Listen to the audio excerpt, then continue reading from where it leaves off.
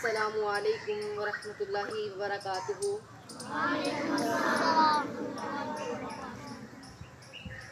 میں ذیشان احمد گل، آج میں اس موضوع پر کچھ لفظ کشائی کرنے کا جو موقع ملا ہے مجھے، اس کا عنوان ہے کسی کی آہو بقا سے ہمارا کیا لینا۔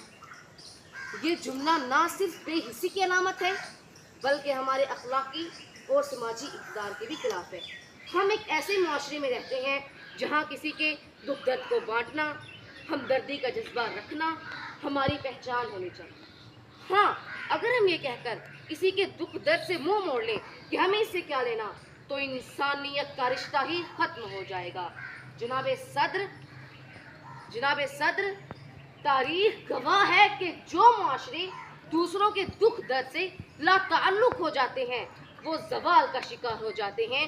اگر ہم نے بھی بے حسی کو اپنا لیا تو ہر طرف ظلم، ناانصافی، بدامنی عام ہو جائے گی۔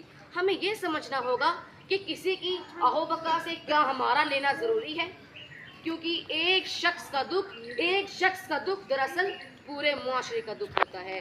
جمہوریت تو کب سے موجود ہے صدر اعلی وقار، لیکن ذرا اس خاموشی کے سناٹے کو تو سنیے گا جو چہار سو ایسا چھایا ہوا ہے کہ امن و راحت ہے، لیکن مظلوموں کی آہو بقا سے ہمارا کیا لینا۔